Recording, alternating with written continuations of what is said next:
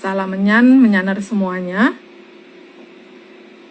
Jumpa kembali dengan saya Oming di Kisah Luar Biasa Nusantara melalui Dongeng ARC, seri Kayangan Ngejowantah, episode 263 dengan judul Gunawan Wibisono.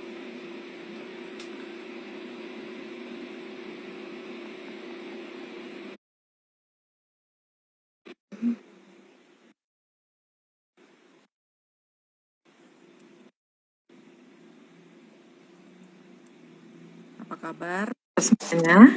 Halo Mbak. Halo Mas. Yo. Wah, Oming nggak bisa lihat Mas loh. Oh, aku bisa Mbak. Hmm. Aku bisa lihat kok. Mbak Omeng nggak apa namanya tadi ngupdate nggak? Kalau aku sengaja nggak update. Enggak Mas. Minggu ini belum update Mas. Aku dari minggu lalu belum update.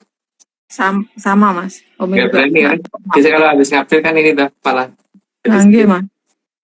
Nggih. Nah, gimana? Jadi biarin aja Mbak ya, daripada nanti kalau keluar malah nggak bisa masuk lagi. Nggih. Cuman yang satunya lagi juga Oming belum bisa login Mas. Yang di Instagram satunya lagi karena nggak ngerti. Karena aksesnya atau apa gitu.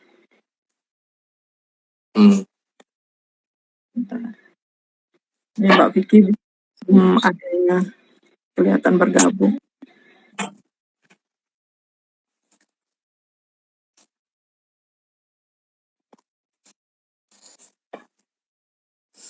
Ini panas banget udaranya hari ini ya.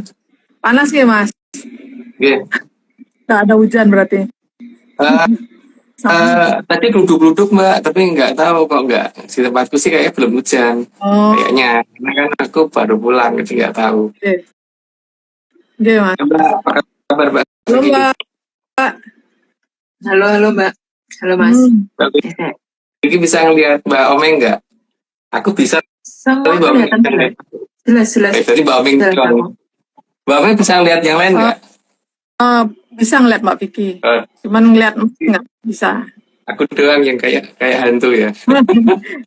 Jangan dong. Oh Mbak Omeng nggak bisa lihat Mas aku? Iya.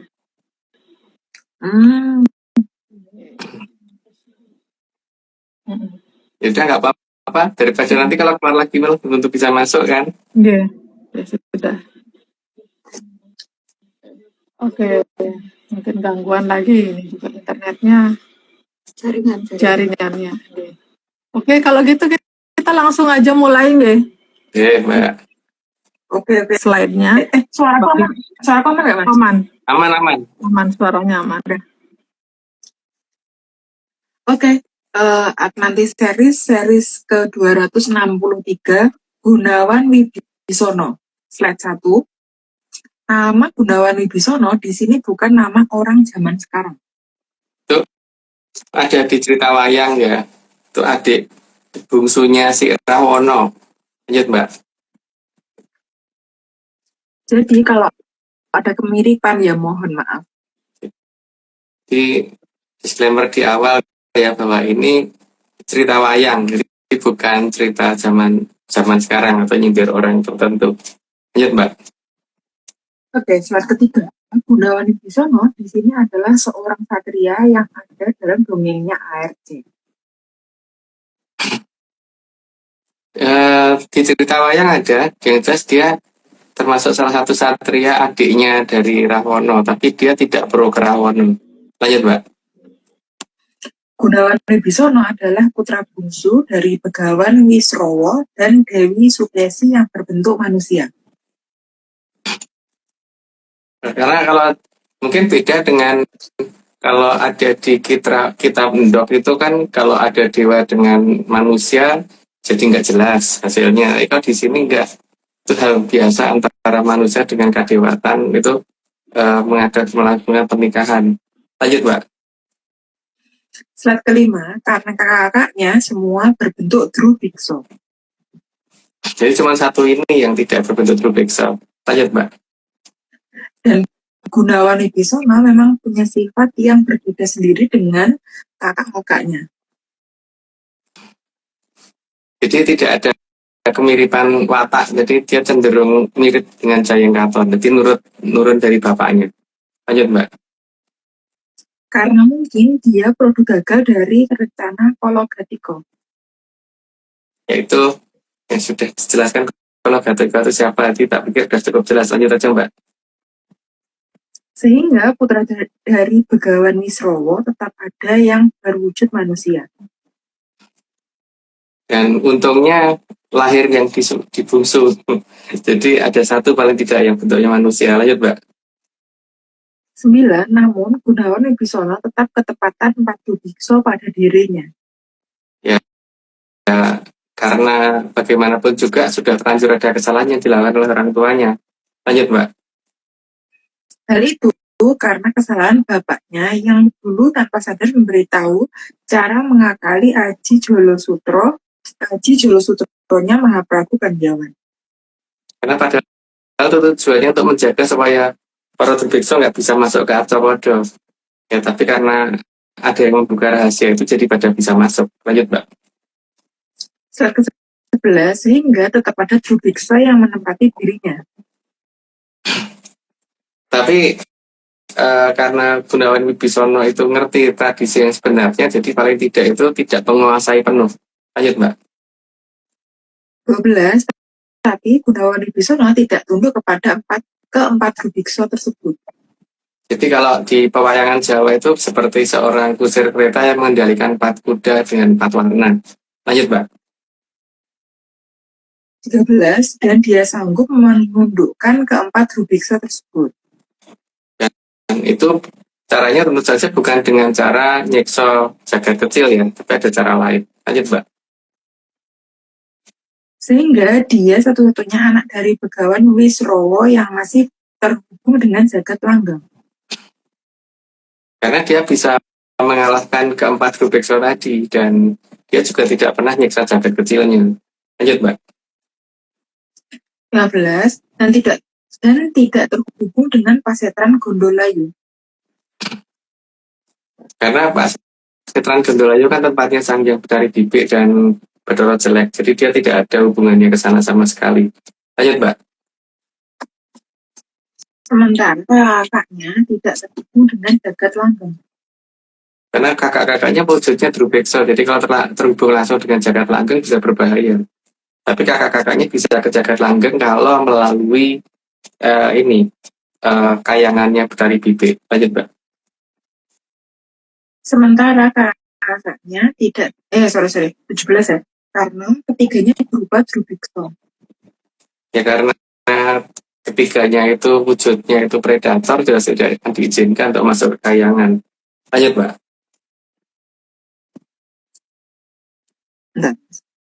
18. Karena Ketlorawana memang titisan dari Bathara Jelek. Itu sudah ada di pakem pedalangan seperti itu. Lanjut Mbak. 19. Maka tingkah lakunya tetap saja sama jeleknya dengan Bathara Jelek. Walaupun berusaha sebaik-baiknya tetap aja dia ya seperti itu jeleknya. Lanjut Mbak. 20. Sementara Sarpo Kenaka juga berwujud raseksa. Sarpo itu artinya ular, kenoko itu kuku ya, kuku tangan. Jadi artinya maksudnya kuku tangannya wujudnya bisa jadi kayak ular gitu. Lanjut Mbak. Dikatakan Sarpo Kenoko karena jari-jari tangannya bisa berubah jadi ular. Ini baru aja disebut. Lanjut aja Mbak. Mas, kalau jari-jari tangannya dia bisa berubah jadi ular, itu ularnya tetap nempel jadi jari atau ularnya bisa pergi? Bisa pergi Mbak. Oh. Tapi balik lagi. Itu kukunya Mbak. Kan kuku itu bisa dipotong Mbak. Iya. Oke. Karena Sarpo itu ular dan Kenoko itu jari-jari. Nomor 23 Mbak. Udah. Jadi wujud Sarpo Kenoko kalau sudah marah sangat menakutkan. Karena tangannya bisa berubah jadi ular dan mukanya bisa wajahnya Durbiksa. Lanjut Pak. Sedangkan Kumbakarna adalah kakaknya yang tidak yang juga berbentuk drubikso, tapi dia tidak bertingkah seperti drubikso. Jadi ini model antara ya. Jadi wujudnya masih drubekso tapi warnanya bukan drubekso sama sekali. Lanjut, Mbak. Kumbakarna memiliki telinga yang besar dan sangat mampu mendengarkan suara alam. Karno itu artinya telinga ya. Dan kalau kumbo itu artinya lebar. Ya, telinga yang lebar. Lanjut, Mbak. Sehingga Kumbakarna sangat paham kalau dirinya berbentuk seperti memalanin jagat. Maka dia tidak mau bertingkah aneh-aneh karena supaya mendapat pengampunan dari Sang Yang Wening. Lanjut, Mbak.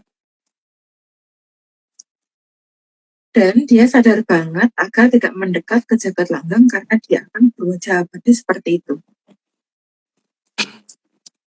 Maka dia berusaha menjaga jarak walaupun mungkin dia bisa. Lanjut, Mbak.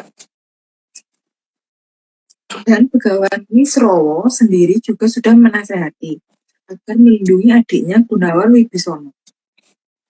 Karena bagaimanapun juga itu adiknya dan satu-satunya yang bisa mempunyai sifat tidak seperti Drubeksa cuma dia. Yang diantara Sarpo Kenoko dan Rahwono. Lanjut, Mbak. Karena besok yang bisa membantu sampurnanya Kumbakarna adalah Gunawan Wibisono. Karena besok yang ngerti pertama pada saat dia tersesat jalannya, Gunawan Wibisono akan mencari dia dan mengarahkan kemana dia harus pergi. Lanjut, Pak.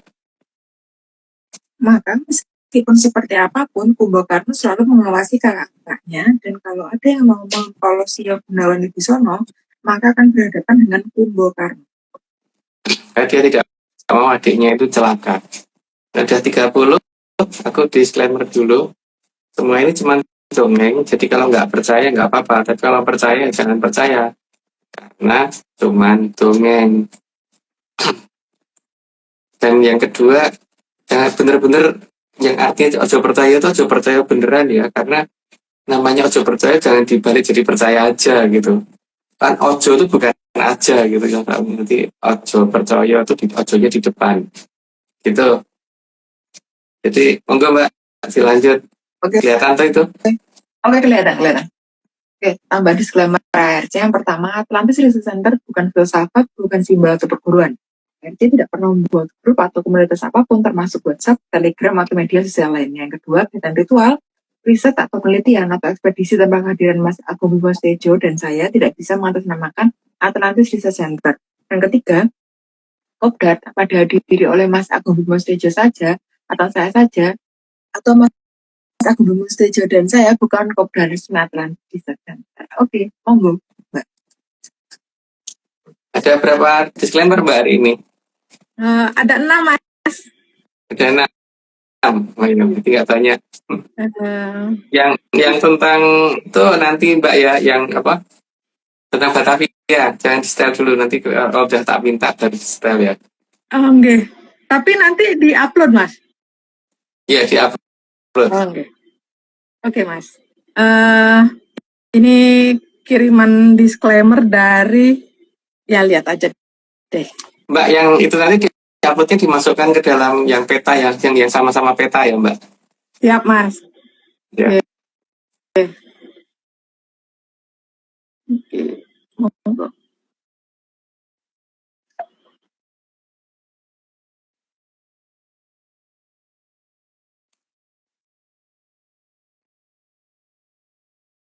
Semua ini hanya dongeng, jangan dipercaya. Yeyel, wai, salamnya. Itu siapa Mbak? Ada orang Bali. Siapa ya? Oming nggak apal, Mas. Dari mana Mbak? Orang baru, Mbak. Dari Bali tapi dititip lewat Mas siapa gitu.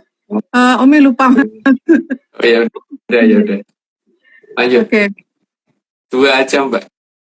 Ya 2 Mas. Pas. Iya Mas.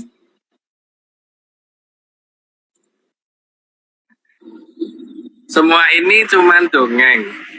Jadi kalau nggak percaya, ya nggak apa-apa. Tapi kalau mau percaya, ya mau dadak dipercaya. Ngeyelo wae. Salamnya. Kayak kenal suaranya aku Mbak. Oh, bisa tahu Mas. Kalau ini Oming kenal.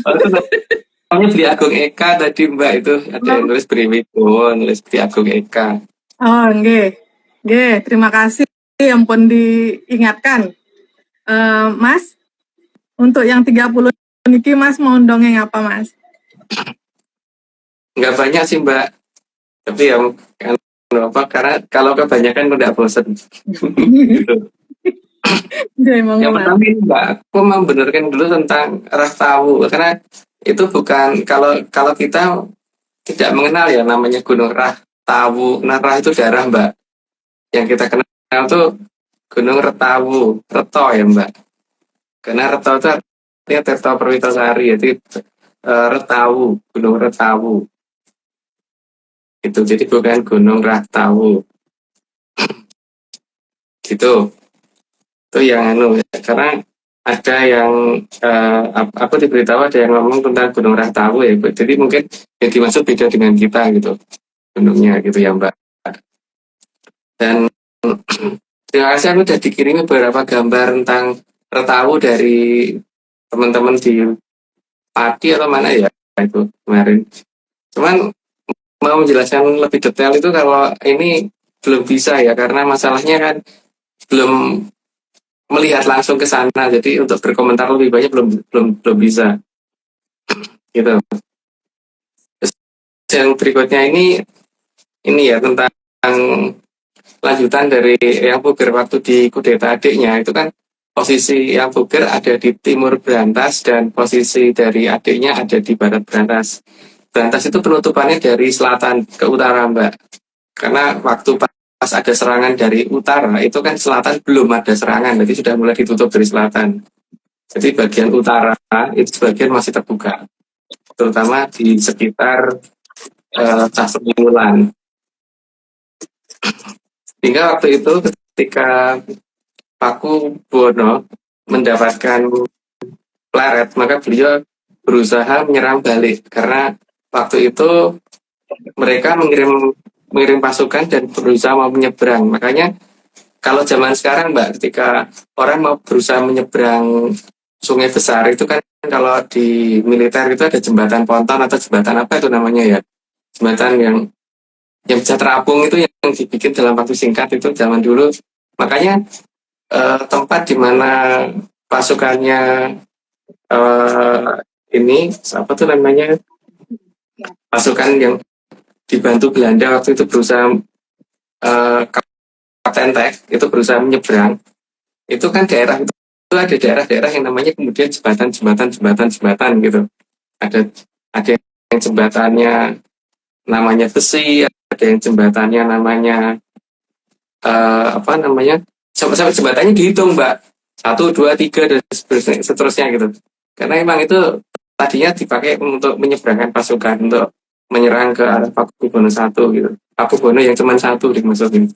Bukan Pakubono I ya, Pakubono yang cuma satu. Sementara Pakubono sendiri pasukannya itu maju, dan kemudian karena zaman dulu itu kan kalau maju itu berdua-dua, makanya terkenal dengan aturan monggo kalih-kalih gitu loh Mbak. Kalih itu 2. Jadi silahkan 2-2 atau monggo kalih-kalih gitu. Dan nama itu harusnya masih ada ya sampai dengan hari ini di sekitar Sastrawulan gitu. Dan waktu itu terus terang harusnya Belanda itu belum menyentuh Batavia sama sekali ya.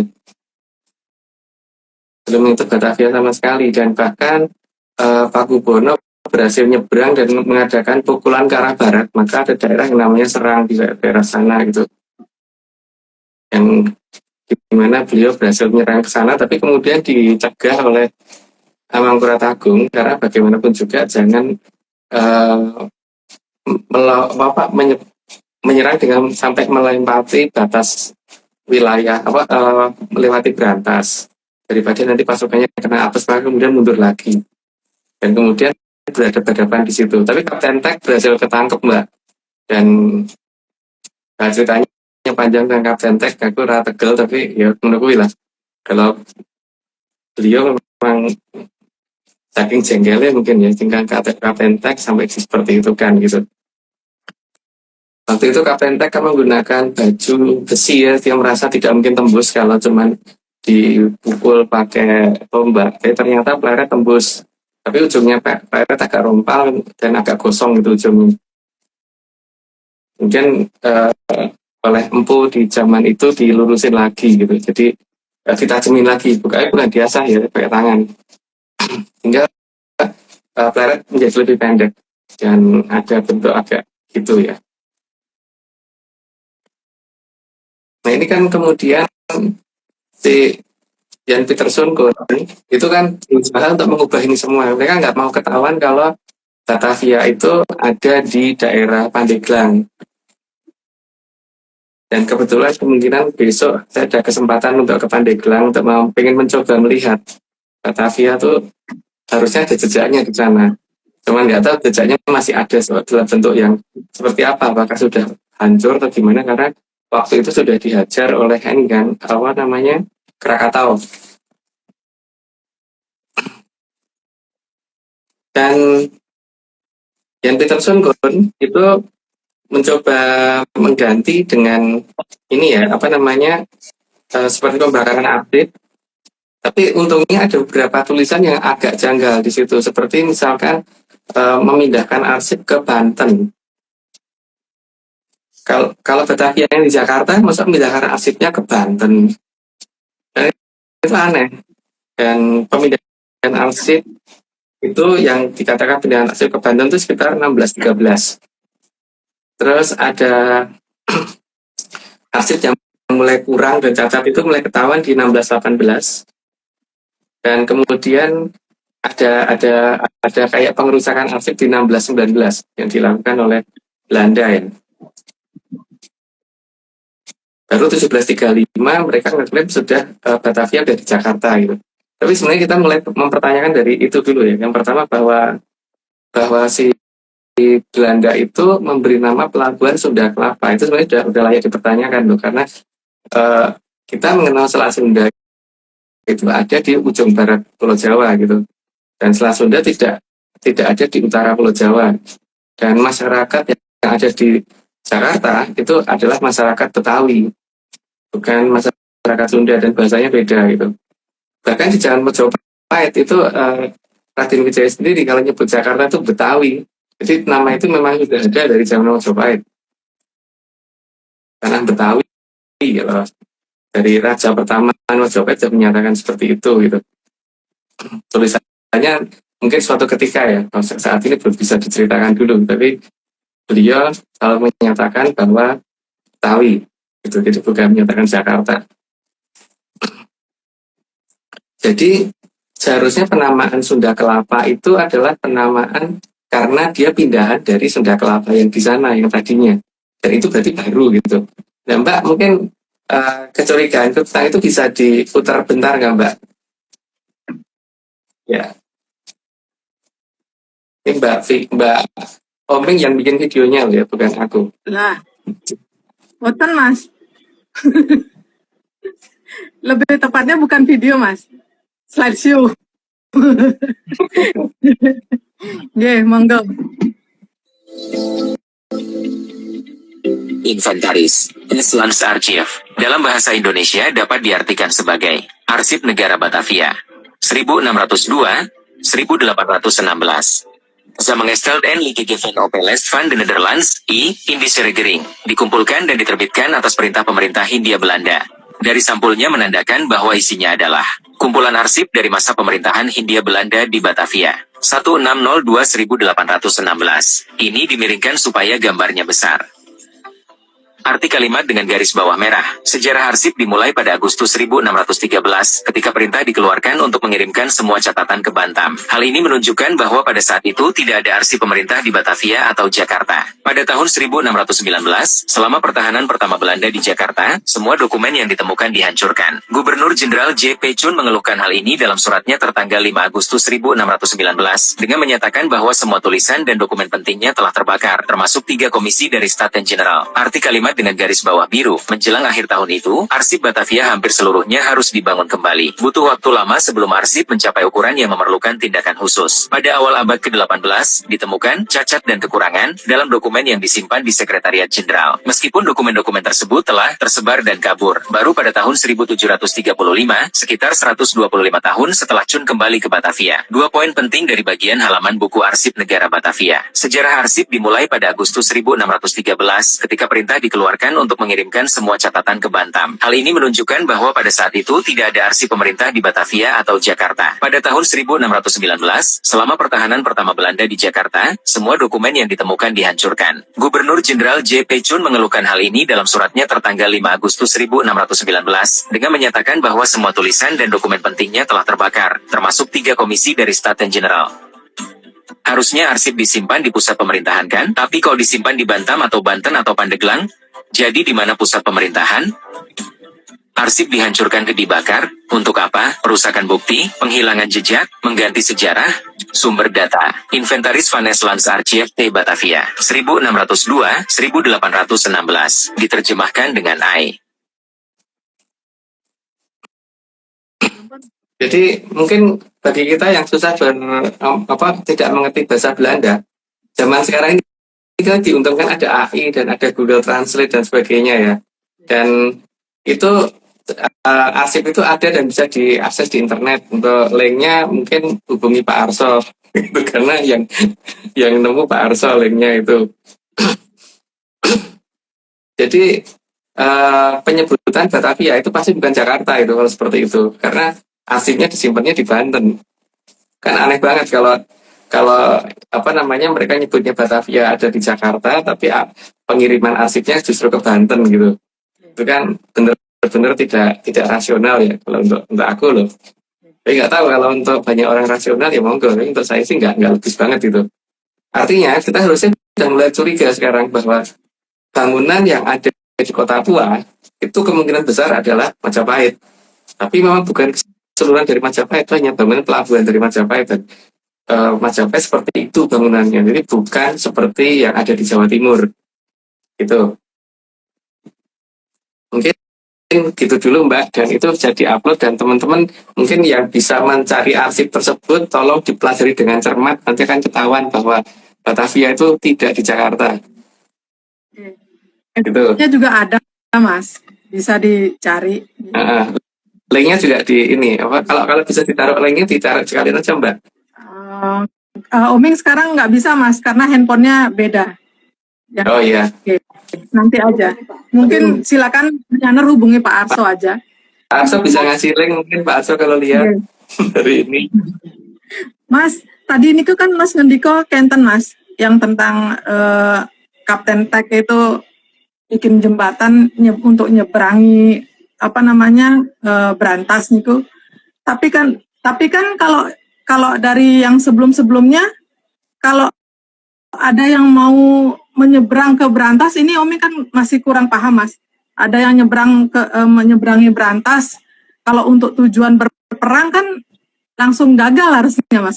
Makanya kalah Mbak pasukannya Kapten Tek waktu itu. Oh, dan satu hal lagi yang dikatakan dulu tuh orang Belanda dan orang Portugis itu kan selalu menyebut bahwa di Jawa itu ada pelabuhan yang sangat besar dan mungkin itu terbesar di dunia ya. Karena itu mulai dari pelabuhan yang dari utara Sastrawulan atau dari utara Mojopahit yang ada di Jakarta sampai ke Pandeglang sana Mbak pelabuhannya. Dan yang bangsa luar yang diizinkan ada di sebelah barat, yaitu di daerah Pandeglang. Makanya mengapa waktu pas Gunung Krakatau meletus ada 3 kapal, yang 2 dari Belanda dan 1 dari Inggris, itu menjadi saksi meletusnya Krakatau gitu. Nah kalau mereka mau menuju ke Jakarta tidak perlu lewat situ kan. Dari Sumatera kan langsung bisa menuju ke arah Jakarta. Karena posisi Krakatau itu agak masuk loh di Selat Sunda. Tidak agak ke selatan, jadi tidak ke utara, tidak di utara. Itu Mbak. Maka waktu pas penyerangan ke daerah yang dinamakan Serang itu oleh Pakubuwono, itu nyerangnya lewat laut Mbak. Udah nyebrang itu. KPMT kan lewat situ. Ya kalah dia. Iya. Tetap menyeberang ya, masuk kategori menyeberang. Ya. Iya Mas. Iya, untuk video yang minggu lalu sudah pernah ditayangkan juga, sudah diupload juga untuk Pelabuhan Pandeglang itu, tentang petanya yang di Pelabuhan Pandeglang ya Mas ya, yang minggu Iya. lalu. Silakan menyaner lihat di sana untuk lebih detailnya. Ya, ampun Mas, monggo Mas. Ya, udah. Gitu aja, dilanjut dulu aja. Iya Mas, matur nuwun Mas untuk penjelasannya. Monggo, kita langsung lanjut ke slide lagi ya Mas, Mbak. Oke, ke satu. Oke. Slide ke-31, karena Bung Karno juga termasuk produk gagal dari rencana Kolektivo. Ya, dikatakan produk gagal itu karena hanya bisa wujudnya doang yang Drubexo, tapi sifatnya enggak. Lanjut, Mbak. 32, meskipun berupa Drubexo, tapi naluri Drubexo-nya nggak ada sama sekali. Jadi justru nalurinya naluri manusia biasa, bukan naluri buto. Lanjut, Mbak. Karena hal tersebut, maka Sang Hyang Haryo Suman tersentuh untuk melindungi Gunawan Wibisono. Sang Hyang Haryo Suman itu putranya Bathara Wisnu ya, jadi terdata dari kayangannya Bathara Wisnu. Lanjut, Mbak. Sang Hyang Haryo Suman adalah putra dari Sang Hyang Suman. Halo, Mbak. Gak denger, Mas? Enggak. Sang Hyang Haryo Suman adalah putra dari Sang Hyang Suman. Ya. Sudah cukup jelas, ini langsung aja, Mbak. Kayangan Sang Hyang Suman ada di kayangan Bathara Wisnu, yaitu kayangan Untoro Segoro. Ya. Kayak Untoro Segoro itu kayangannya Bathara Wisnu, cuman masalahnya kan kalau zaman sekarang jagat langgeng itu sudah keputus dengan jagat gede, dengan peradaban Kolobendu, jadi memang mungkin susah untuk menceritakan itu. Lanjut, Mbak. Sehingga Sang Hyang Haryo Suman memohon izin kepada Sang Hyang Bathara Ismaya untuk menitis kepada Gunawan Wibisono. Karena dia berusaha merasa bahwa si Sang Hyang Haryo Suman ini merasa bahwa Gunawan Wibisono bisa dalam bahaya jika tidak disertai sama dia. Lanjut, Mbak. Dan setelah mendapatkan izin dari Sang Hyang Bathara Ismaya, maka Sang Hyang Haryo Suman mendatangi Gunawan Wibisono. Karena bagaimanapun juga, walaupun dia seorang Bathara, tetap aja yang mau ketempatan beliau itu mau apa tidak, tetap memberikan pilihan, bukan kemudian asal aja gitu.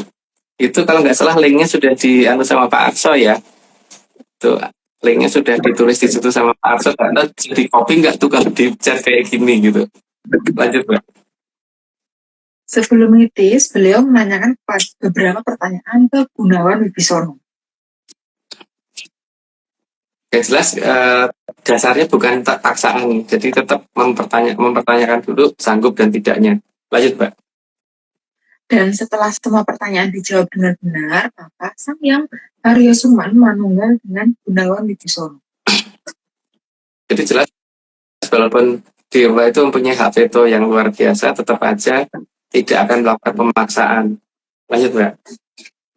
Saat manunggalnya Sang Hyang Haryo Suman dengan Gunawan Wibisono, alam juga merestui.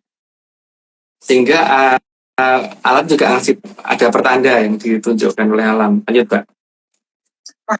Maka terdengar gelegar alam yang sangat besar, namun tidak diketahui penyebabnya. Karena kalau dilihat di Arcopodo yang sudah terputus dengan jagat langgeng, memang tidak bisa mencari asalnya suara itu. Lanjut, Mbak. Bahkan tidak diketahui asal-usul suara tersebut. Karena ya itu keputus dengan jagat langgeng. Ya apa, Mbak? Kecepatan belum tak sebut, Mas Agus nyebut. Oh, maaf. Suara. Oke. Suaramu hilang-hilang, Mbak, di tempat. Oh. Lanjut, Mbak. 43. Di Mbak Oming suaranya hilang nggak, Mbak? Aman Mbak. Oh, aman. Oke. Namun karena saat itu Kumbakarna ada di dekat dari Gunawan Wibisono, maka dia mengetahui suara itu akibat dari apa.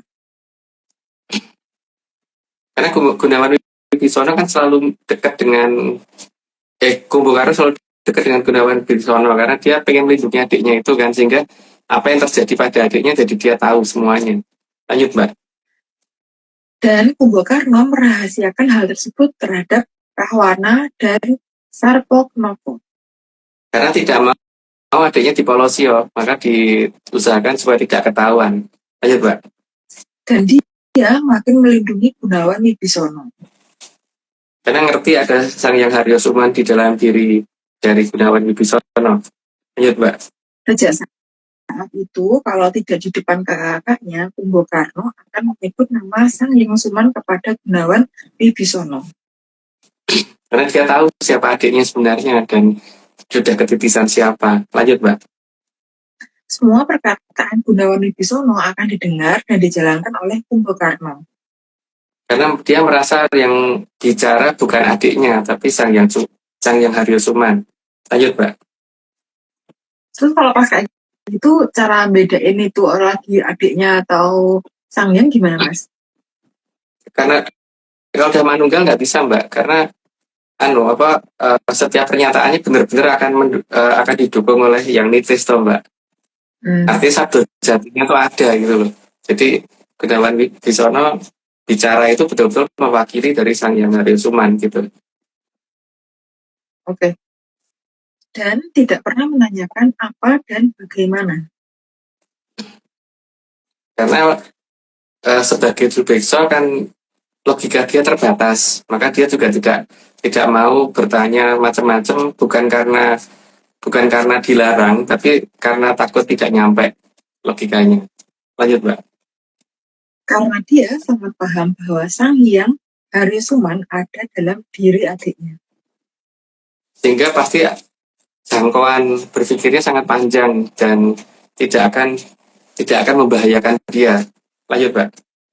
Sementara itu, Begawan Wisrowo juga tahu akan manunggalnya Sang Hyang Haryosuman ke anaknya. Karena bagaimanapun juga Begawan Wisrowo juga waskito sekali ya, jadi dia tahu kalau ada Sang Hyang yang nitis ke anak bungsunya. Lanjut, Mbak. Sehingga beliau juga sering mendengar apa perkataan dari anaknya tersebut. Jadi walaupun lebih muda, walaupun itu anaknya, tetap orang tuanya malah mendengarkan karena ada yang menunggal dengan anaknya. Lanjut, Mbak. Gunawan Wibisono menjadi prioritas bagi Begawan Wisrowo. Karena bagi Begawan Wisrowo, satu-satunya anaknya yang bisa ketitisan Sang Hyang cuma anak yang paling bungsu. Lanjut, Mbak. Karena Begawan Wisrowo tahu bahwa anaknya yang tidak bersifat Drubeksa hanya dua ini. Hanya dua, tapi yang wujudnya benar-benar tidak Drubeksa cuma satu. Lanjut, Mbak. Sedangkan Gunawan Wibisono pasti akan menolong Kumbakarna. Karena dia juga sangat sayang sama kakaknya dan dia tahu kakaknya ini pasti tidak akan berbuat salah. Lanjut, Mbak. Sedangkan Rahwana dan Sarpoknoko sudah tidak ada harapan lagi. Kalau diceritakan kesalahannya sudah sangat panjang, sehingga untuk nolong sangat sulit. Lanjut, Mbak. Karena Rahwana baik dari sifat maupun wujud sudah batara jelek banget. Ya karena memang seperti itu ya, jadi mau di-upgrade sudah nggak bisa. Lanjut, Mbak. Sedangkan Sarpoknoko dari sifat dan wujud sudah batari bibik banget. Yang jelas Bobby Polosio banget lah. Lanjut, Mbak. Mas, berarti Rahwana itu cowok, Sarpoknoko itu cewek? Cewek, iya. Oh, maka sangat diharapkan agar Gunawan Wibisono nantinya akan menjadi penyelamat Ngalengka Dirojo. Karena bagi para Sang Hyang, daerah itu nantinya kan akan dijadikan tempat menyembunyikan batu loh bener. Lanjut, Mbak. Dan karena keberadaan Sang Hyang Suman, maka akan membantu Gunawan Wibisana untuk dekat dengan Kayangan Untoro Segoro. Dan kedekatan dengan Kayangan Untoro Segoro itu akan membuat wilayah Ngalengkodirojo jadi tertolong. Walaupun pernah ada Rahwana di situ. Lanjut, Pak. Maka para Hapsara Sari dan Dewa-Dewi akan senang membantu Gunawan Wibisana. Karena dia tahu persis siapa Gunawan Wibisana itu gitu. Dan karena udah 60, aku disclaimer dulu. Semua ini cuman dongeng. Jadi kalau nggak percaya nggak apa-apa. Tapi kalau mau percaya jangan percaya karena namanya dongeng memang bukan untuk dipercaya. Dan ojo percaya itu bukan dibalik. Kalau dibalik percaya ojo itu masih mending, tapi ojonya jangan diganti aja. Jadi ojo percaya itu yang paling benar. Ya Mbak Vicky ya. Benar. Ini kayaknya menyanyi itu kurang bisa memahami dan menghayati hakikat ojo percaya itu loh, jadi aneh. Salah arah, Mas. Oke, Mbak Oming. Tambah disclaimer Mbak Oming. Contekan. Oke, tambahan disclaimer ARC. Yang pertama, Atlantis Research Center bukan filsafat, bukan simbol atau perguruan. ARC tidak pernah membuat grup atau komunitas apapun termasuk WhatsApp, Telegram, atau media sosial lainnya. Yang kedua, kegiatan ritual, riset atau penelitian atau ekspedisi tanpa kehadiran Mas Agung Bimostejo dan saya tidak bisa mengatasnamakan Atlantis Research Center. Yang ketiga, Kopdar tanpa dihadiri oleh Mas Agung Bimostejo saja atau saya saja, atau Mas Agung Bimostejo dan saya bukan Kopdar resmi Atlantis Research Center. Monggo, Mbak. Oke, Mbak. Thank you. Kita lihat 2 video disclaimer. Sebentar.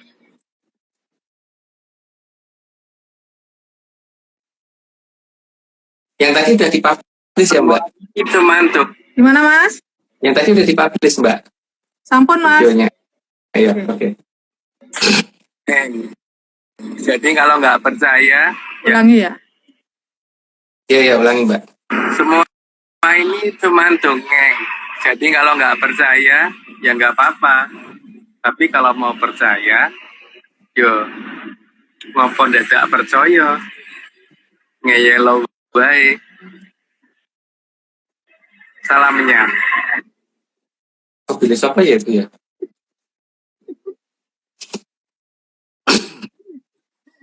Kalau Oming tahu ini, Mas.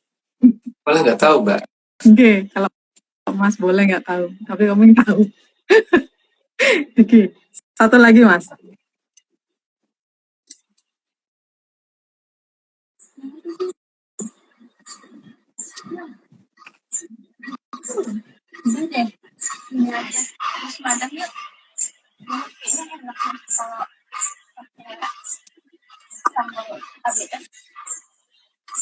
Tapi bukan buat mama itu buat udah.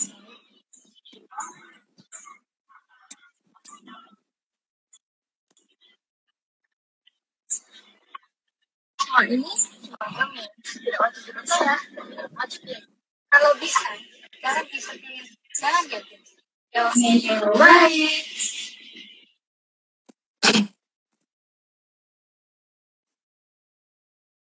Oke.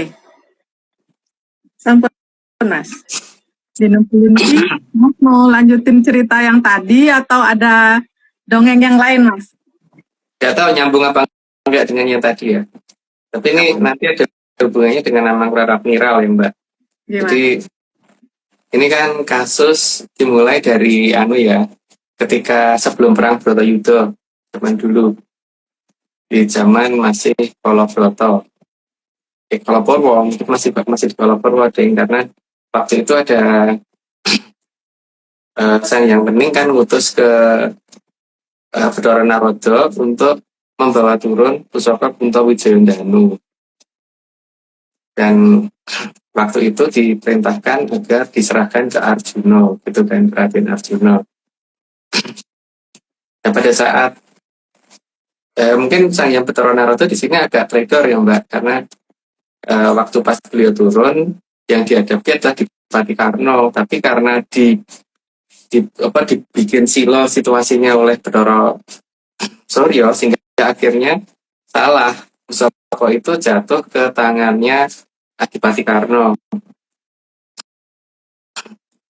Ya sehingga waktu itu Sang Hyang Wani cukup marah, tapi akhirnya diputuskan bahwa Karna hanya bisa menggunakan itu satu kali. Jadi setelah digunakan satu kali harus dikembalikan ke Kahyangan. Dan nantinya akan diberikan ke anak turunnya si Raden Arjuna gitu Mbak ya. Sehingga sejak zaman itu ada aturan bahwa seperti tidak boleh ada matahari kembar. Jadi kan kita sering ya mendengar istilah itu ya, tidak boleh ada matahari kembar, terus tidak boleh ada keraton kembar. Jadi maksud keraton kembar itu berarti bukan berarti negara itu melarang rakyatnya untuk menjadi lebih baik daripada keraton pusat, enggak Mbak. Jadi yang penting itu tidak boleh kembar. Lebih bagus boleh, tapi kembar nggak boleh gitu. Kalau tidak lebih jelek nggak apa-apa, tapi lebih bagus juga nggak apa-apa. Tapi kembar nggak boleh. Artinya tidak boleh ada sesuatu yang kembar gitu. Bahkan para yang aja menurunkan manusia kalau kembar identik aja itu masih ada bedanya gitu. Tidak mungkin 100% persis plok ketipok itu nggak mungkin. Mesti ada titik perbedaannya akan selalu ada gitu. Dan sejak zaman itu juga maka ada aturan supaya tradisi juga tidak boleh persis. Maka pakaian adat, tarian dan sebagainya daerah per daerah itu pasti beda gitu. Kalau ada kemiripan itu tidak akan 100% plak gitu. Misalkan seperti Bali dengan Jawa itu beda banget kan, dari mulai pakaian dan ininya dan pola gamelannya gitu. Seperti di Jawa dan Sumatera dan sebagainya gitu itu. Tujuannya itu karena memang Cokro Manggilangan itu hanya bisa berjalan kalau ada keberagaman gitu loh. Sehingga waktu itu keberagaman dihormati sekali Mbak. Sehingga sampai ada istilah yang namanya Bhinneka Tunggal Ika gitu. Semua pasti sudah tahu artinya itu apa ya, Bhinneka Tunggal Ika. Jadi kesimpulan dari ini semua bahwa tidak boleh ada sesuatu yang kembar, atau tidak boleh ada sesuatu yang sejajar, atau tidak boleh ada sesuatu yang jajari gitu.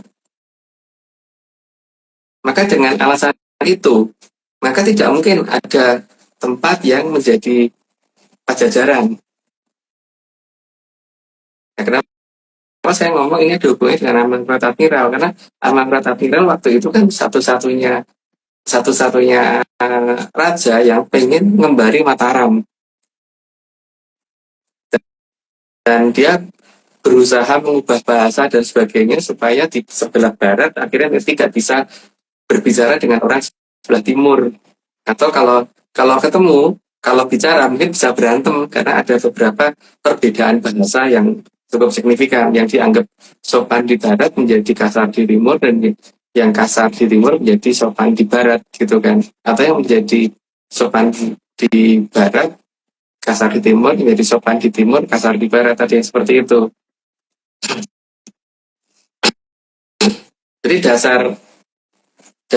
dari dasar cerita yang diceritakan Mbah Tunggul ke saya itu, yang menceritakan urutan dari Kuntawijaya dan tadi, sangat jelas bahwa yang dimaksud dengan Mbah Tunggul itu adalah Pajajaran tidak ada, Mbak.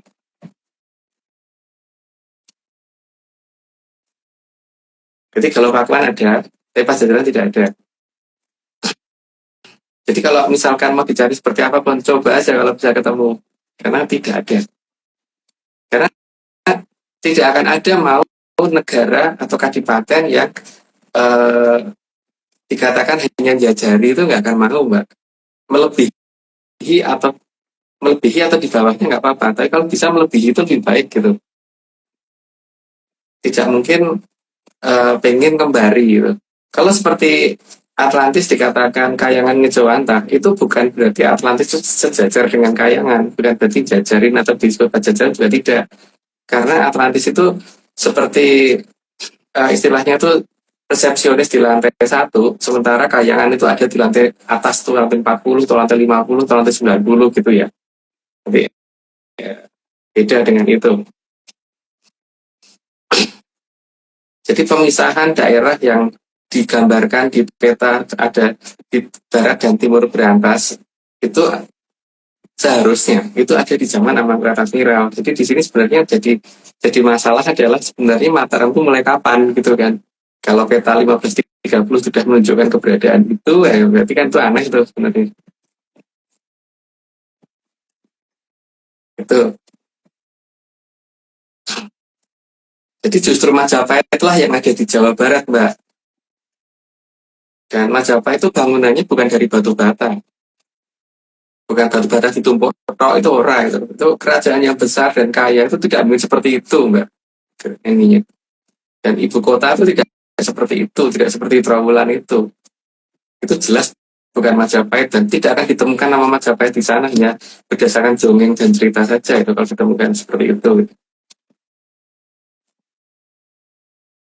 Mungkin gitu dulu, Mbak. Berarti Mas, kalau misalnya tidak ada kesalahan, Obing tadi ke cerita awalnya Mas tentang Kunto Wijayandanu itu, kalau memang sebenarnya nggak terjadi kesalahan untuk memberikan itu, berarti Kunto Wijayandanu itu bisa dipakai berulang-ulang ya, nggak cuma sekali ya Mas? Iya. Makanya Kunto Wijayandanu sebenarnya turun lagi Mbak, tapi dalam bentuk yang berbeda, tidak bentuk itu gitu. Tujuannya supaya tidak dikenali orang sih kalau itu Kunto Wijayandanu gitu. Iya Mas. Iya. Oke. Oke Mas. Gitu dulu. Mbak Vicky ada yang mau tanyain nggak Mbak? Monggo Mbak. Ada. Kalau ada untuk Mas, monggo. Bentar. Oke, aku ada beberapa pertanyaan Mas.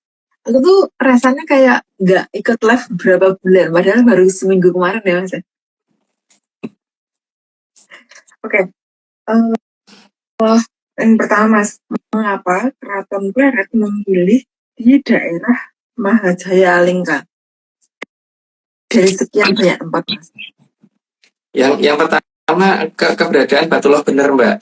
Makanya yang Mangkurat selalu memakai namanya Puger karena ada paugeraneng jagat yang disembunyikan di sana Mbak. Tepatnya di daerah Gunung Mbak.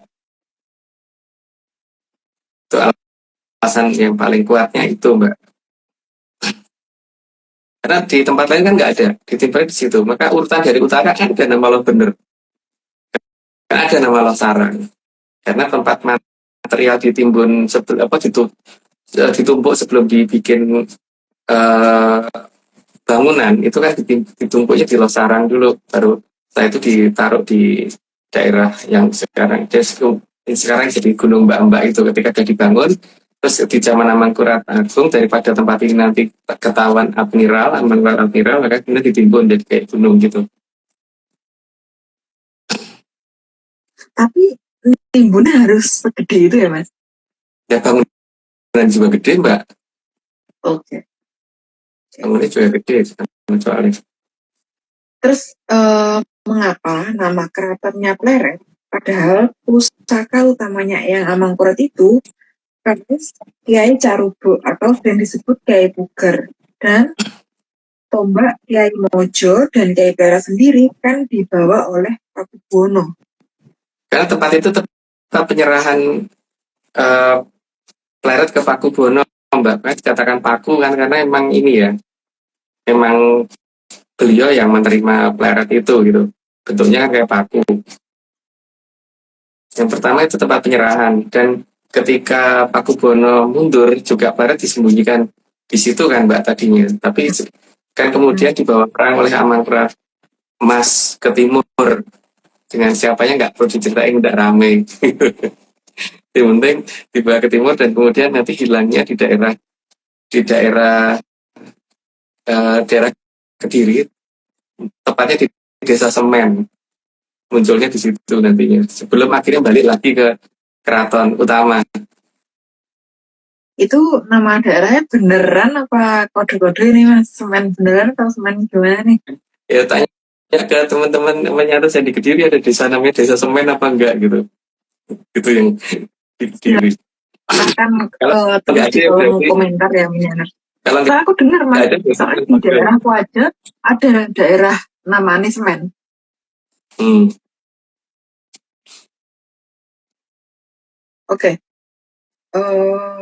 Terus mas, apakah di zaman Eyang Amangkurat I keberadaan Patru Biksu sudah ada di kalangan masyarakat secara luas mas? Oh, Mbak, sempat keputus tadi suaranya. Apakah di zaman Eyang Amangkurat I keberadaan Patru Biksu sudah ada di kalangan masyarakat secara luas? Udah Mbak, karena di zaman mulai dari zaman Majapahit berakhir itu kan mulai ada Mbak, dan di zaman Ewa Mangkurat sudah ada. Cuman untuk mereka yang bisa menyingkirkan itu ya berarti mereka tidak akan ke tempatan itu Mbak, sehingga mereka bisa abadi awet muda. Kalau tidak itu makanya standar orang zaman dulu itu kan nek wangi sakti orang bakal kita tua gitu Mbak. Kalau kita cepat kira tua berarti orang sakti gitu. Kalau zaman dulu itu makanya kemudian didegradasi istilah itu oleh Amangkurat Admiral menjadi Kanoman sama Kasepuan gitu kan, seolah-olah yang Kanoman itu yang muda, Kasepuan itu yang tua, padahal orang-orang itu Mbak kayak gitu. Dan ada perubahan tata cara, jadi yang tadinya itu bagaimana menjadi begitu gitu. Maksudnya begitu jadi mempolosi jagat kecil itu loh, terus yang ajarannya dirubah menjadi seperti itu, jadi nyambung. Itu Mbak. Oke. Terus mas, apakah Eyang Amangkurat sendiri juga membawa 4 Drubiksa mas? Pada awal waktu beliau lahir ya, tapi pada sampai saat usia remaja, Drubiksa itu ditendangi keluar sama beliau Mbak. Beliau nggak mau ke tempatan itu. Gitu Mbak. Makanya pandangan beliau tidak ada tutupan apapun. Oke Mbak. Apakah apakah air Amartasari bisa menghilangkan Drubiksa? Kalau iya seharusnya digas keluarnya aliran Amartasari atau kayak gimana mas? Bisa Mbak, tapi untuk aliran Amartasari yang keluar saat ini belum bisa untuk mencari itu karena kekuatannya belum ada. Ya sengaja dinetralkan di lapis ketiga. Karena itu kan bendung untuk Amartasari itu 3 lapis, yang sementara ini jebol kan yang lapisan paling atas, sehingga itu yang mungkin nanti akan membuat bangunan yang bentuknya seperti ini tuh Mbak akan umbul-umbul gini sebelum tidur gitu loh Mbak. Terus mas, kalau air Amartasari yang paling atas itu kalau kena kemana efeknya apa sih mas selain melegakan dahaga? Ya jelas airnya bersih ya Mbak, sehingga kalau untuk mandi itu enak Mbak, seger gitu. Jelas itu yang pertama. Di Jakarta yang penuh polusi itu tidak ada polusinya gitu. Yang kedua itu ya. Yang ketiga mungkin sedikit banyak untuk penyakit yang minimal itu mungkin bisa diobati dengan itu gitu loh Mbak. Minimal ya. Mas, kalau penyakit kalau penyakit loro pikir gimana tuh mas? Itu nggak bisa Mbak pakai itu. Berat mas. Iya. Nggak bisa Mbak.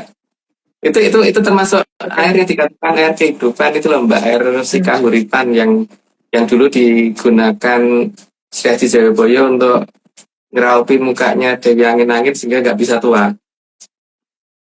Yang sekarang mata airnya masih ada, tapi air yang keluar cuman bukan Amartasari di situ. Gitu Mbak. Oke. Udah mas, dari aku pertanyaannya, monggo Mbak Oming. Oke Mbak, makasih. Kita lanjut aja nih Mbak. Atau Mas ada yang mau disampaikan lagi Mas? Apa ya? Lupa aku tadi. Iya. Kalau Kenten gimana kalau kita lanjut aja, terus nanti kalau Mas ingat bisa kita ngobrol lagi Mas, di 90 ya Mas. Oke. Udah lanjut aja Mbak, kalau gitu. Oke, Live. oke. Bentar. Slide ke berapa Mas? 61 ya? 61. 61. Sehingga Gunawan Wibisono bisa bersikap yang sangat tepat saat berhadapan dengan Rahwono meskipun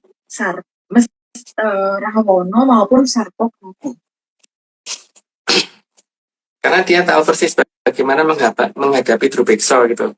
Walaupun Drubeksa itu kakaknya sendiri. Tapi karena keberadaan Sang Hyang Haryosuman membuat pikirannya jadi panjang. Lanjut Mbak. Sehingga posisinya selalu aman namun bisa menyelamatkan banyak orang.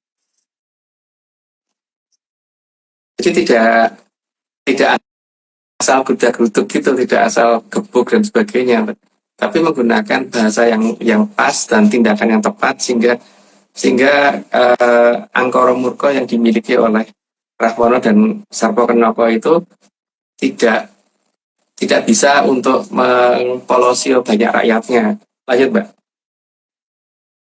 Dan saat terjadi perang dengan Kadipaten Poncowati, maka Gunawan Wibisono sangat membantu keraton Poncowati. Jadi bukan Ayodhya ya, tapi Poncowati. Sekali lagi ya, bukan keraton Ayodhya, tapi keraton Poncowati. Itu tempatnya Prabu Romo. Lanjut Mbak.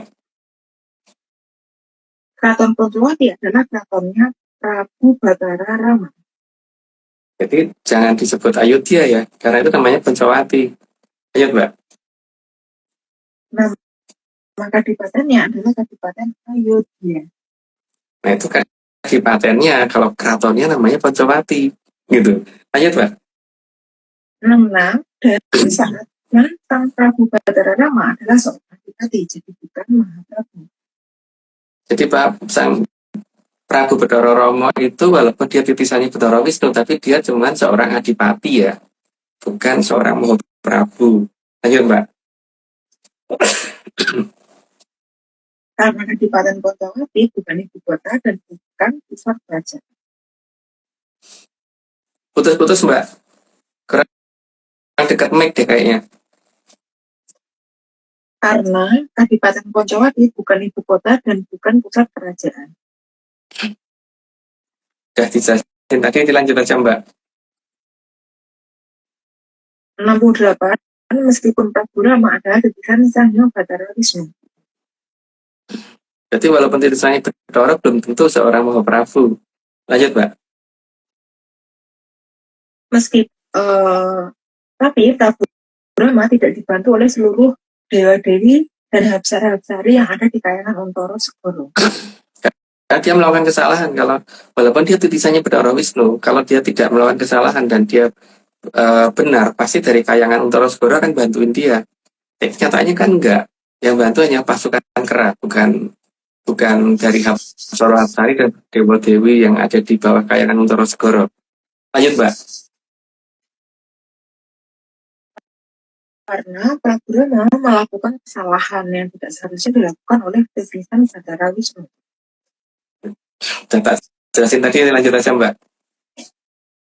Salah satunya adalah Wanaprastha, tapi masuk wilayah negara lain. Padahal sebagai titisan Batara Wisnu seharusnya tahu batas-batas wilayah. Wanaprastha itu tinggal di hutan minimal 5 tahun dan harus sendirian. Kesalahan pertama, dia mengajak istrinya si Dewi Sinta dan si Laksmana.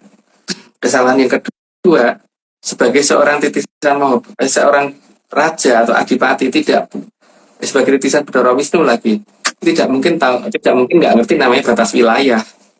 Sehingga kalau dia melanggar batas wilayah dan melakukan wanaprastha di negara orang, itu jelas dia sudah bersalah. Lanjut Pak. Itu pasti dilakukan dengan sengaja. Karena kalau dilakukan dengan tidak sengaja, itu tidak mungkin, karena seorang seorang Prabu ya, seorang adipati, rakyat biasa saja itu nyebrang perbatasan atasan pasti tahu kok kalau itu bukan wilayah negaranya, itu pasti ngerti. Apalagi seorang adipati nggak mungkin banget kalau nggak tahu. Ayo, Mbak. 73, selain itu, saat Wanaprastha ngajak adik dan istrinya. Itu kan seharusnya tidak boleh, karena tujuan Wanaprastha kan bagaimana mendengar bahasa suara alam dan bahasa alam gitu. Kalau ada orang lain kan justru akan mengganggu. Itu ya, artinya dia memang tidak mau melakukan Wanaprastha. Lanjut, Mbak. Padahal Wanaprastha seharusnya dilakukan sendirian. Sendirian tuh betul-betul sendiri ya, tidak ada yang menemani sama sekali. Lanjut, Mbak.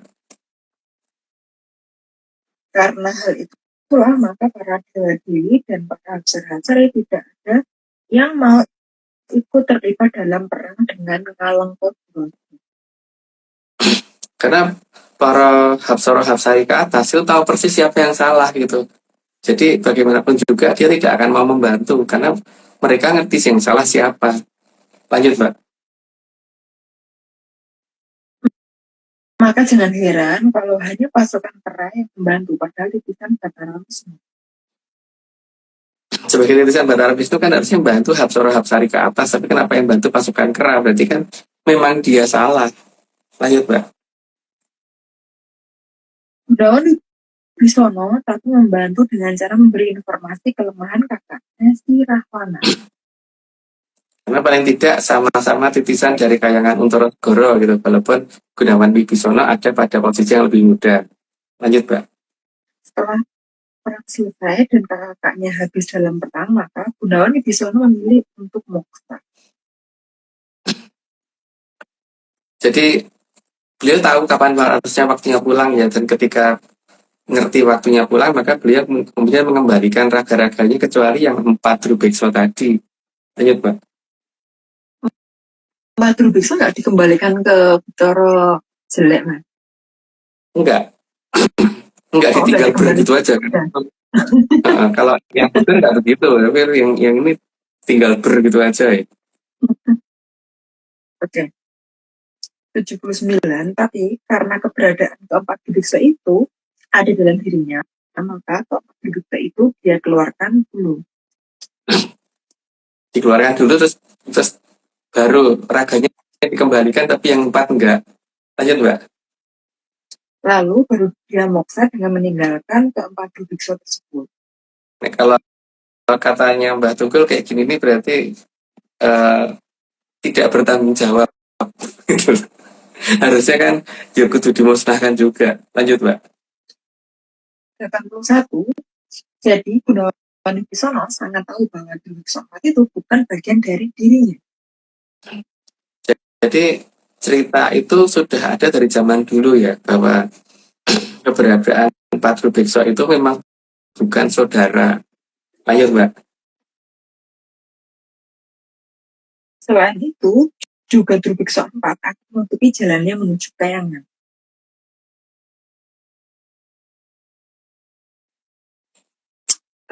Muter-muter, Mas. Ya tadi muter-muter. Saya ini masih, Mbak. Oh, masih muter-muter parah Mbak Oming. Tes Mbak Oming. Mbak Omin sih nggak muter-muter di tempatku. Aman, Di Mbak. tempatku nggak Di tempatku, muter-muter. di tempatku Mas Agung muter-muter. Ya, Di Mbak Oming yang Tapi dengar sekarang suara- ngeblur ya, Jadi dengar suara lihat Mbak aku Oming nggak? ngeblur. Dengar, sekarang sekarang dengar. Tadi sempat freeze. Iya. berisik.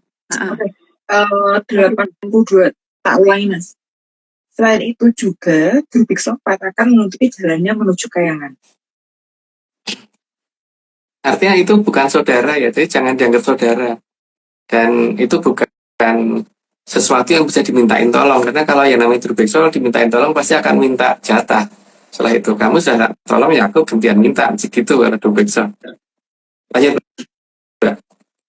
Karena keempat Drubeksa itu diperintah oleh Kologatiko. Dan kalau Gatika selalu begitu, merusak itu dari dalam diri. Maka itu ciri-cirinya begitu, dan Drubeksa 4 ada dalam diri. Jadi itu bukan saudara, jangan pernah dianggap jadi saudara. Lanjut, Pak. Maka dengan Aji Kumbolo Geni, keempat Drubeksa terlepas karena tidak tahan dengan Aji Kumbolo Geni. Karena bahkan Bathara Jelek jeleknya aja itu ada loh trauma dengan asikumbologeni dan yang sifatnya api gitu, maka dia sampai dengan hari ini kalau nakut-nakutin orang salah satunya dengan itu, dengan api. Lanjut Mbak. Dan saat moksa mereka tidak bisa mendekat karena Gunawan Wibisono terlindungi oleh Aji Kumbologeni.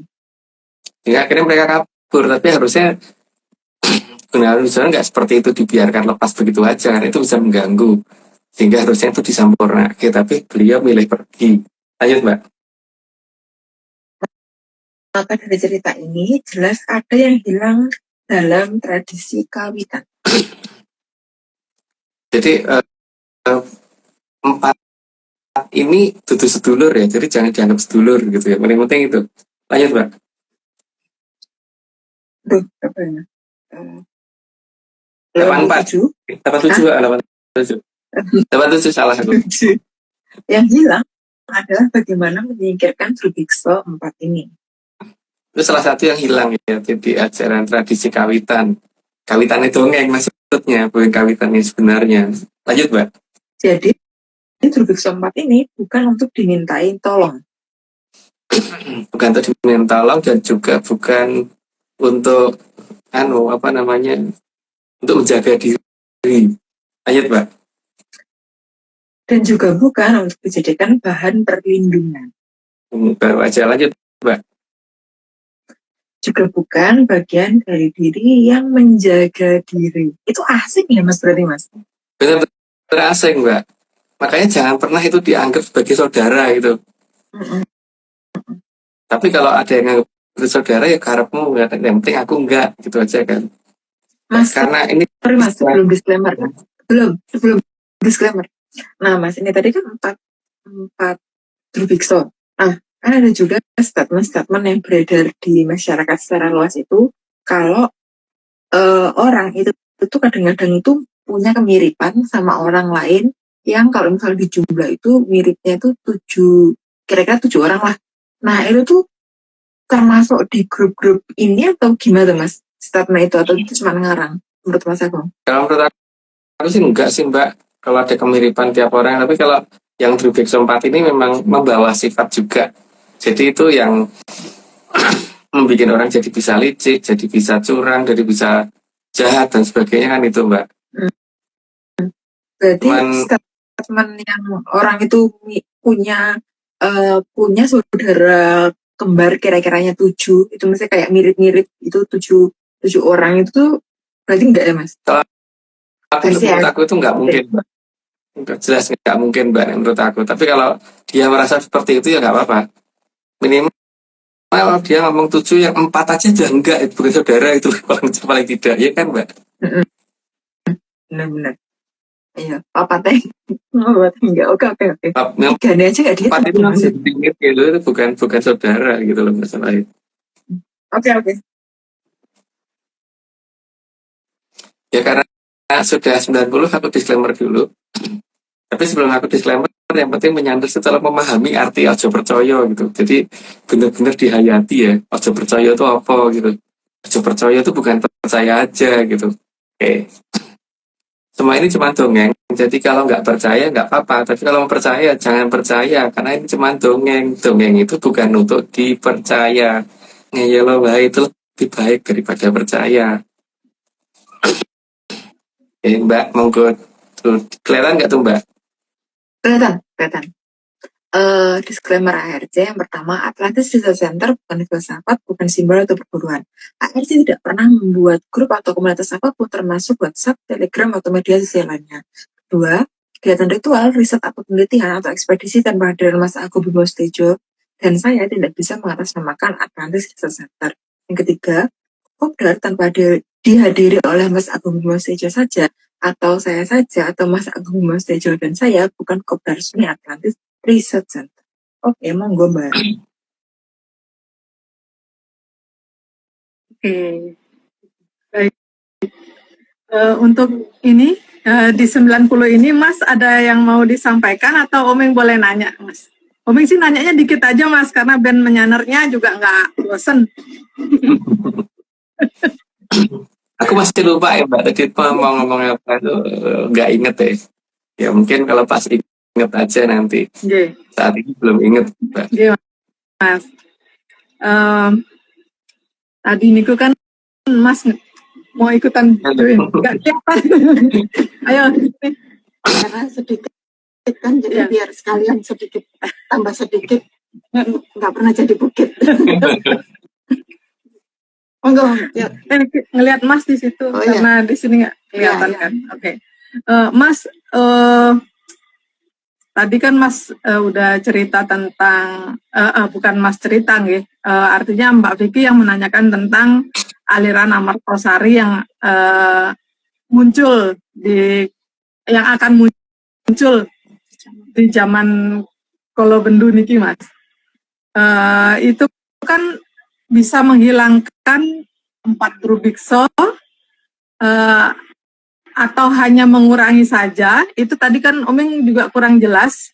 Tadi sempat kurang jelas Mas. Itu cuman mengurangi saja atau memang benar-benar bisa hilang Mas? Benar-benar bisa hilang Mbak. Makanya ketika zaman diserahkan kepada Traki, wah memang aliran Amartosari tutup dulu Mbak. Kalau itu dibuka nanti ini mereka nggak bisa berkutik. Karena walaupun itu tidak panas, tapi bagi mereka itu bikin tidak nyaman. Itu Mbak.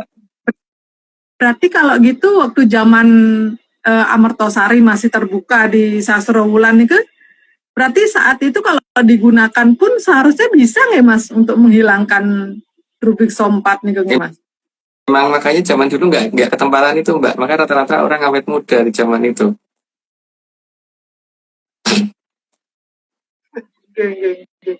Terus Mas, apa ada hubungannya Mas antara Gunung Indrakila niku dan jalur Amartosari? Karena kan minggu lalu niku juga Mas ngendiko kalau Gunung Indrakila niku kan jadi kayak timer gitu Mas. Jadi apa kemunculannya aliran Amartosari ini kan harus nunggu kembang api dari Gunung Indrakila ini juga atau pripun Mas? Harus nunggu itu Mbak, harus sesuai urutan peristiwanya. Tapi kan Indrakilanya belum menunjukkan gejala Mbak, karena belum diawu-awu kan. Gitu. Gue sing awu-awu itu lali tuh gimana, tapi belum Mbak masalah sampai dengan hari ini gitu. Nah, selain itu kan tadi juga Mas ngendiko ya kalau aliran Amartosari niku kan paling gampang diamati kalau efek membesarnya niku dengan bangunan yang tadi niku Mas, yang gini niku Mas, garuannya Mas niku gini gitu. Terus Ini Mbak. selain itu Mas, selain itu apalagi Mas kira-kira yang bisa diamati Mas efeknya nih Mas dari permukaan Mas? Karena itu tekanan intrusi ke atas Mbak ya. Sedangkan dari atas juga ada tekanan ke arah bawah karena adanya bangunan kayak gini yang makin gede dan artinya juga makin berat gitu, pembebanan seperti itu gitu. Jadi pertama akan kelihatan bahwa bangunannya itu mungkin kayak orang tua gitu, jadi rada bungkuk gitu. Pertama begitu. Terus yang kedua mungkin yang bisa dipakai patokan yang paling kelihatan mungkin ini ya, ada satu monumen yang tinggi banget itu, dan di atasnya ada emas itu isinya lurus apa ora gitu. Tuh, terus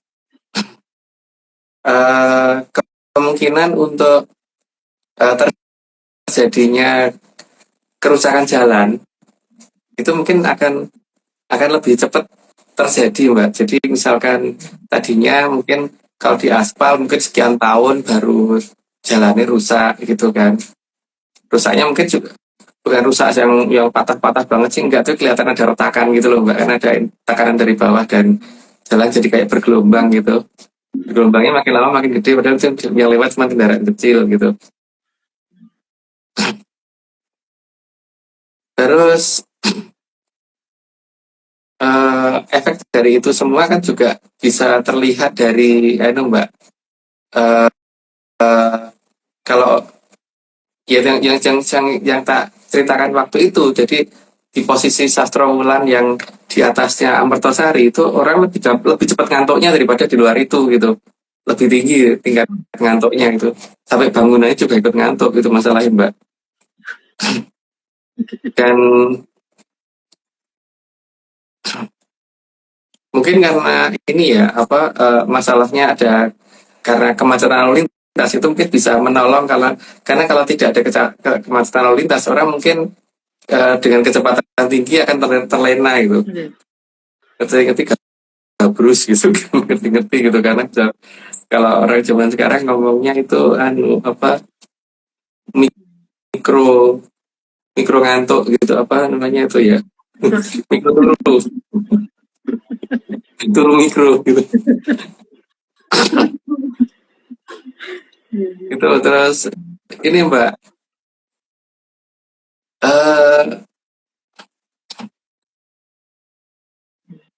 mungkin kalau misalkan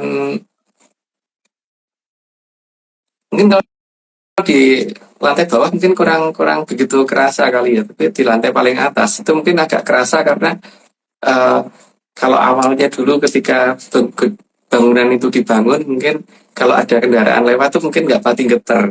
Nah, sekarang tuh lebih kelihatan goyangnya daripada dulu gitu loh, karena makin lama pasti akan makin kerasa itu. Orang akan berpikir karena kendaraan yang lewat makin banyak, mungkin gitu kan.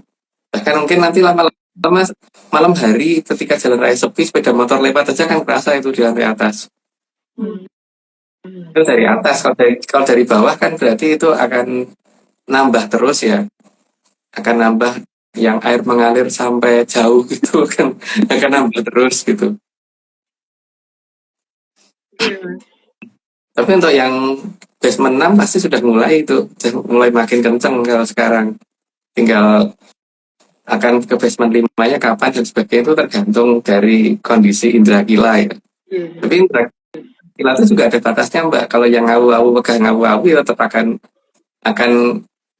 ngundang orang lain yang ngawu sana itu tetap ora iso dicegah juga nggak bisa, karena kalau yang bertugas ngawu ya pasti orang lain akan ditugaskan ke sana, karena itu harus berjalan dan ada batas waktunya juga, itu tidak bisa di stop.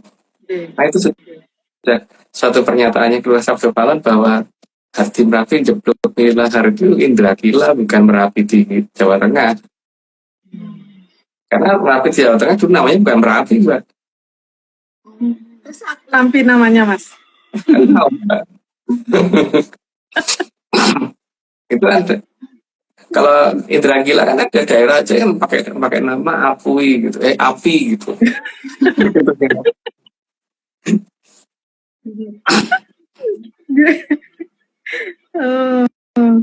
Gitu, Mbak. Oke.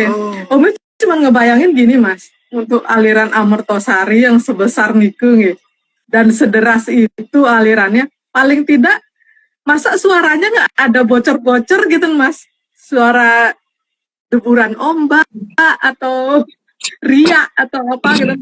Kan di kekuatannya 3 lapis Mbak. Yang lapis pertama kan untuk air yang sudah tidak ada kekuatannya, yang kedua juga yang nggak ada kekuatannya, yang 1, 2 ini kan tujuannya nanti ketika ada bangunan ngantuk dipindah ke nggone gitu loh Mbak.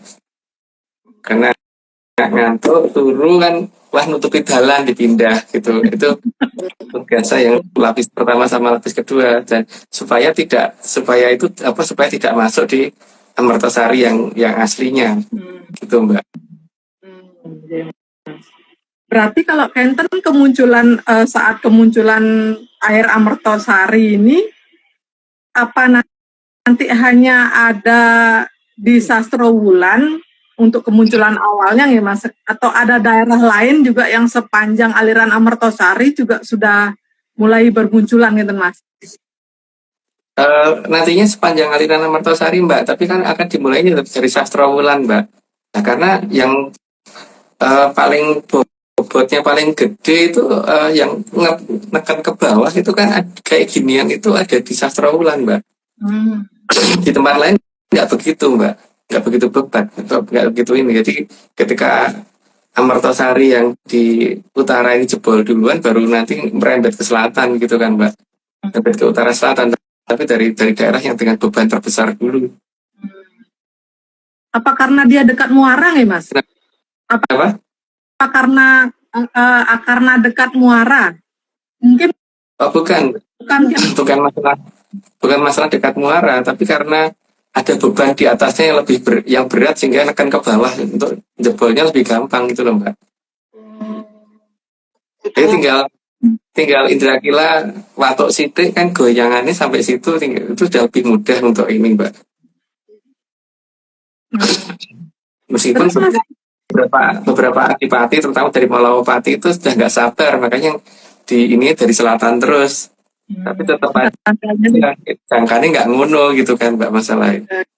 nggih, di jongkok gitu. Nggih Mas. Nggih Mas. Terus Kenten Mas, tadi juga Mas kan ada membahas tentang air kahuripan kan gitu Mas nggih. Dan ada beberapa nama air kahuripan gitu. Jadi air kahuripan itu sebenarnya niki Mas. Kalau tadi kan Mas ngendiko yang ada di Kenten di Wonocatur. Kalau yang niki Mas, jadi sebenarnya niki asalnya juga dari Amertosari atau memang dia berbeda lagi kayak tadi Mas? Harusnya Amertosari Mbak, cuman masalahnya kan ketika Amertosari yang ada kekuatannya harus disembunyikan, maka itu saat ini walaupun ada mata airnya, tapi mata airnya sudah bukan mata air Amertosari, gitu Mbak. Terus kalau air kahuripan yang lain, niku sama atau beda Mas? Kan dulu Amertosari itu sampai diarahkan ke daerah Bandung Mbak. Kemarin ada bendungan besar di sana yang dinamakan daerah air biru gitu. Itu kan tadinya Amertosari supaya rakyat bisa mengambil di sana toh Mbak. Yang di sana kan tidak ada gelombangnya, jadi kan tidak berbahaya gitu.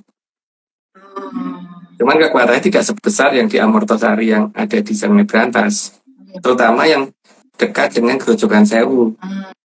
Oke, Mas. Terus Mas, kaitannya dengan yang tadi kan Mas ngendiko kalau yang di Retau niku kalau Reta niku juga artinya Amertosari. Nah niku pripun Mas? Bukan Amertosari Mbak, Retau itu Perwitosari. Oh iya. Iya. Bukan, Mbak. Ya keliru Mas. Oh Prawitasari, nggih Mas, nggih. Nggih Mas. Nggih.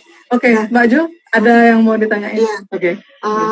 Saya sedikit aja Mas, karena Oming udah cerewet banyak.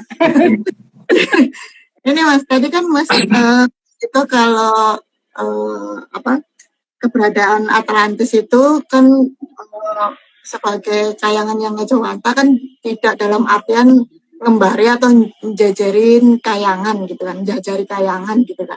Nah kalau yang dua kerajaan yang lain Mas seperti Lemurian dan Mojopahit gimana? Itu sudah dapat dikatakan sebagai kayangan Ngejawantah juga Mbak, cuman yang membuat beda. Kalau Atlantis itu kan dibikin atas perintah dari Sang Hyang Bathara Ismaya. Kalau yang Majapahit kan yang dibikin oleh Sang Hyang Bathara Indra. Kalau Lemurian yang dibikin oleh Sang Hyang Bathara Surya yang waktu itu pertama kali bikin kerajaan. Jadi cuman beda ininya aja Mbak.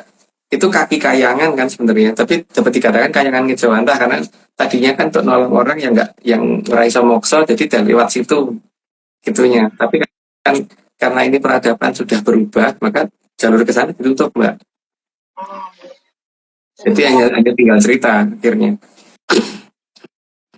Jadi mungkin istilah mudahnya yang seperti Mas Ngendiko tadi ya, sifatnya kayak front office gitu ya Mas ya, kantor depan penerima tamu untuk dulu nyambungin. Kalau sekarang kan memang benar-benar belum diaktifkan lagi kan gitu ya Mas.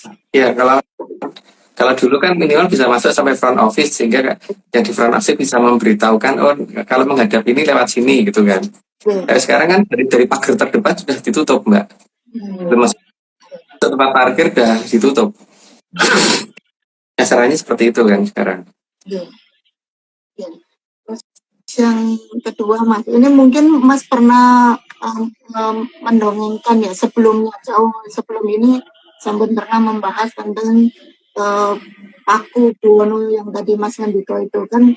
Paku Buwono enggak ada Paku Buwono 1, tapi Paku Buwono yang memang hanya ada 1 kan gitu nggih Mas nggih.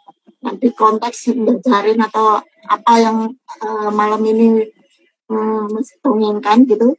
Maksudnya kenapa hanya ada 1 aja Mas? Apakah karena memang pemberian penyematan sebuah nama itu nggak bisa sembarang? Jadi maksudnya ya memang sesuai antara nama dan kemampuan gitu loh, nggak bisa seenaknya aja mengemaskan nama itu atau bagaimana? Nah, yang punya planet itu ya Mbak, itu kan masalahnya. Oh, Ya, yang punya planet layak disebut Paku Buwono lah. Sekarang punya planet apa enggak gitu aja. Kalau punya planet tidak pasti bisa menggunakan pusaka yang lain. Nah sekarang bisa nggak gunakan pusaka gitu? ya. Bisa gunakan planet juga enggak? Terus tahu planet di mana letaknya enggak gitu kan Mbak? Berarti nama beliau, nama Paku Buwono itu enggak bisa lepas dari itu ya Mas ya. Punya pleret atau tahu bagaimana cara menggunakannya dan ya itu tadi yang seperti Mas Ngendiko itu nih Mas ya. Ya seharusnya begitu Mbak. Harusnya begitu. Jadi kalau nggak punya ya aku nggak tahu ya Mbak ya. Karena saya ngertiku ya cuman itu gitu. Iya. Saya sebetulnya pengen nanya tentang Kanoman sama Kasepuhan tadi Mas, karena Mas sebutkan, cuman kayaknya nanti aja. Saya cukup dulu daripada bikin konten. Atur nuwun Mas nggih. Selamat Ya, malam. sebentar Mbak. Ya, Oke. Sampun Mas. Untuk pertanyaan Oming dan Mbak Jo sampun selesai. Matur nuwun untuk penjelasannya.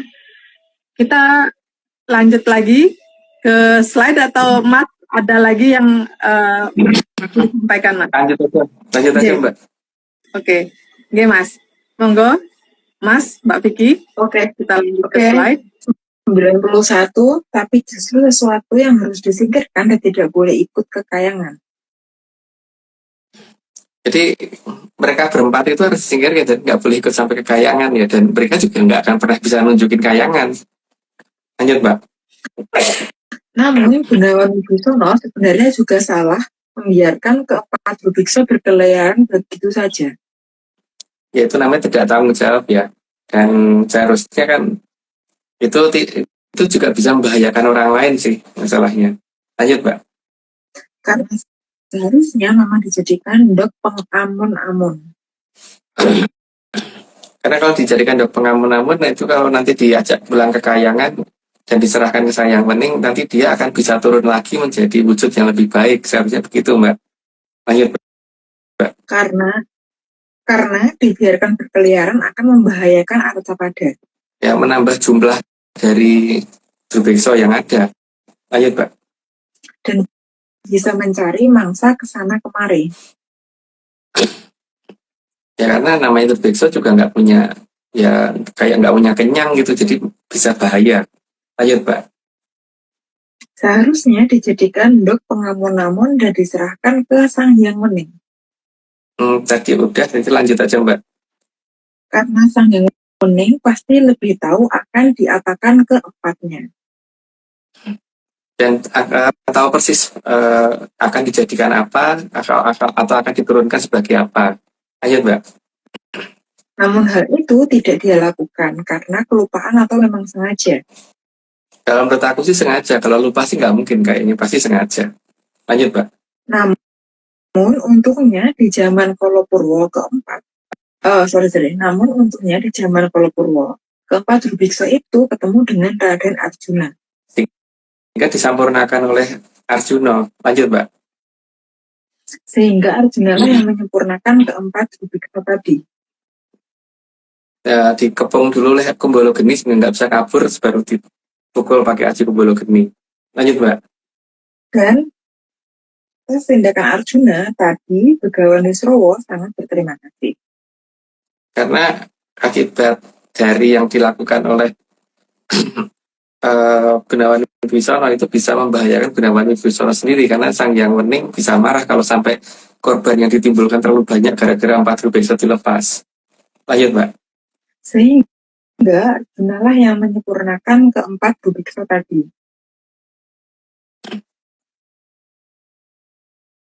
Sampai mana sih Mbak? Itu Mbak. 100 Mas. Oh, tadi sudah sampai di 100. Kok mundur lagi Mbak? 100 Mas. Oh ya udah ya. Oh, kalau itu udah di tadi lanjut aja Mbak. 101 dan atas tindakan Arjuna tadi Begawan Wisrowo sangat berterima kasih. Berasa kan Mbak ngulang? Enggak, Lanjut Mbak. enggak berasa ngulang Mas. Ini udah tadi yang Begawan bisa terima kasih tadi udah lo tak jawab tadi. Lanjut Mbak. Kemudian juga Gunawan Wibisono lalu mendatangi Arjuna dan berterima kasih. Karena bisa terbebas dari kemarahan sang yang wening gara-gara melepaskan 4 bubiksa tadi. Lanjut Mbak. Sekali lagi ini semua cuma dongeng. Jadi kalau ada cerita yang mirip mohon agar cerita RC yang ini jangan dipercaya. Menyata syarat memahami yang namanya disclaimer-nya ARC ya. Ojo percaya gitu. Lanjut Mbak. Karena ini itu bukan kenyataan dan bukan untuk dipelajari. Itu juga jelas bahwa memang dongeng itu hanya untuk didengar, jadi bukan untuk dipelajari. Lanjut Mbak. Sampun wonten contonipun menawi bubiksa sekawan menika boten sederek kang nunggak gesang wit lair ananging memang utusanipun para bubiksa supados nyangkaaken umuripun sedaya trahjayang katon. Ananging sedaya bakal cetha kawiyak dening Samirana kang arahipun merpeki kamulyanipun Tribun. Ya pada dasarnya ini masih nyambung dengan cerita 4 Rubekso yang dimulai dari episode berapa waktu itu aku lupa. Yang jelas itu bukan saudara ya. Jadi ojo percaya, ayo percaya gitu kok ayo percaya lu. Ya. Oke Mbak Omeng, gitu Mbak dari saya Mbak. Oke Mas. Berarti masih lupa Mas nggih? Nggak ada yang mau disampaikan lagi nggih Mas nggih? Aku lupa ya Mbak. Tapi sebenarnya ada hubungan sama ini tadi, tapi aku lupa ya. Mungkin kalau pas ingat mungkin minggu depan kali. Nggih Mas. Atau minggu depan lupa lagi, nggak tahu. Nggih Mas. Oke, kalau Kenton berarti udah berakhir ya IG Live kita malam ini. Obing tutup nih Mas, IG Live-nya Mbak. Kita tutup IG Live kita malam ini. Kang Arso purnaning IG Live kita dinten menika matur gung ing panuwun dening Kitunggul Jati Jaya Amung Rogo utawi Sang Maha Prabu Brawijaya kaping 8 kang sampun arsa medhar sedaya puspita rum kang ngambar gandanipun tansah andamel hayune pangeksi sesembipun sedaya kang dumadi tansah suka anengga rawuhipun kang kala suba kagem rasa suka raharjo kerto tentreming jagat raya. Ingat yang menyaner ini semua cuma dongeng, sangat dianjurkan untuk tidak dipercaya. Jadi jangan terlalu serius nyimak ARC. Saya dengan Oming, Mas Agung Bimo Sutejo, Mbak Vicky Ananda, dan Mbak Jo Kresna. Jangan diingat ya Prabu malam. Jangan diperhatikan juga waktu tayangnya. Terima kasih semuanya. Selamat malam. Salam menyan dan salam ojo percoyo. Salam ojo percaya. Dadah.